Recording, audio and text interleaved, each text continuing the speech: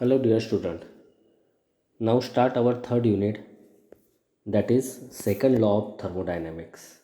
The syllabus of third unit, that is topic to be covered under the unit 3 are limitation of first law of thermodynamics, cycle heat engine, refrigerator and heat pump, Kelvin's Planck statement and equivalence, calculus statements and equivalents, reversibility and irreversibility, Carnot cycle, Carnot theorem, and absolute thermodynamic temperature scale and numericals based on this topics.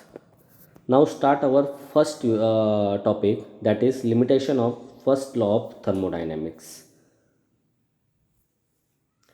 The first law of thermodynamics states that heat is a form of energy and thermodynamic processes are therefore subject to principle of conversion of energy. This means that heat energy cannot be created nor destroyed.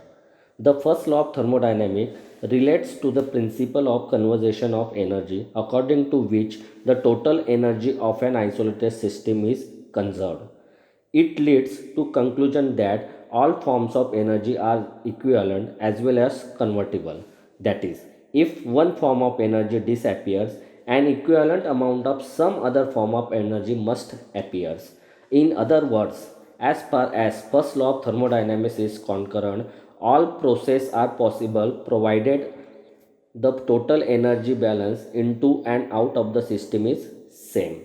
Whereas the second law of thermodynamics states that all form of energy are not equivalent and also possess can only be proceed in a particular direction through it would have not violated the first law of thermodynamics. The limitation of first law of thermodynamics can be explained with the following example. Example first. Now the diagram show a cup of tea. It is a common experience that cup of hot tea left alone in a cooler room will cool off. That is heat transfer from hot body to cooler surrounding as shown in figure. The process is satisfied since the heat loss by the hot tea is equal to the heat gain by the surrounding air. It satisfies the first law of thermodynamics. However, the reverse of the process is not possible since the tea will not be heated up or getting even hotter in cold surrounding. Through a such process will not violate the first law. Then see the second example. Consider two hot bodies A T1 and consider the two hot body A and B in which body A is at higher temperature T1 compared to body B at low temperature T2.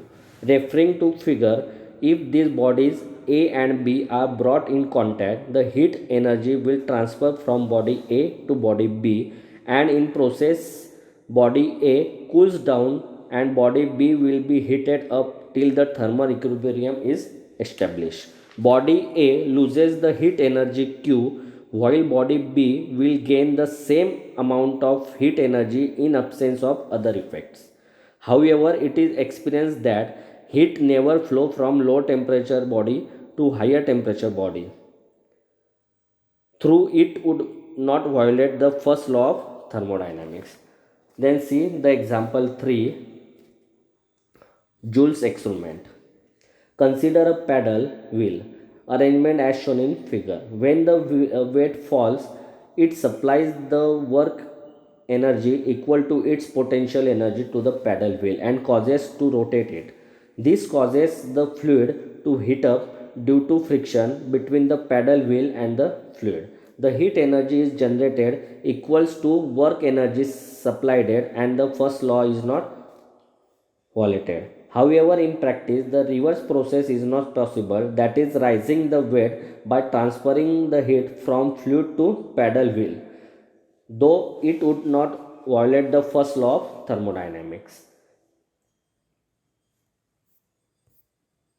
Now, conclusion.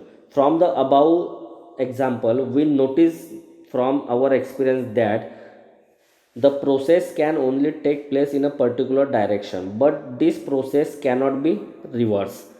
Though the reversal of process does not violate the first law of thermodynamics. Second conclusion, based on this observation, it can be said that there must be some neutral restriction in addition to the first law that process do take place in a particular direction only, and this cannot be repeated in reverse direction in the cyclic order. Then third conclusion, this forms the basic of second law of thermodynamics. Now, limitation of first law of thermodynamics. Even if the first law is satisfied, the limitation is first, the process can proceed in particular direction only. Example, heat transfer between hot to cold body only. Then second limitation, all process involving the conversion of heat into work and vice versa and not equivalent. The work can be fully converted into heat, but conversion of heat completely into work is not possible. Third assumption, first law provides a necessary but not sufficient condition for a process to occurs. Hello dear student. Now start our next topic of third unit, that is heat engine. Heat engine is a device which can produce the work continuously, that is, which operates on a cyclic process at the expense of heat input is called as heat engine. Example of heat engine. Examples are steam engine, steam turbine power plant, petrol and diesel engine, gas turbine. Figure shows the heat engine. Systematic diagram of heat engine is shown as in figure. In this, heat engine works on a cycle. It receives the heat Q1 from heat source at T1 and produce the mechanical work W, and the remainder energy is rejected to the heat sink T2. Then thermal efficiency of heat engine. Thermal efficiency is measured on the of performance of heat engine. The efficiency in general can be expressed as thermal efficiency equal to desired output upon energy input, that is efficiency equal to W upon Q1.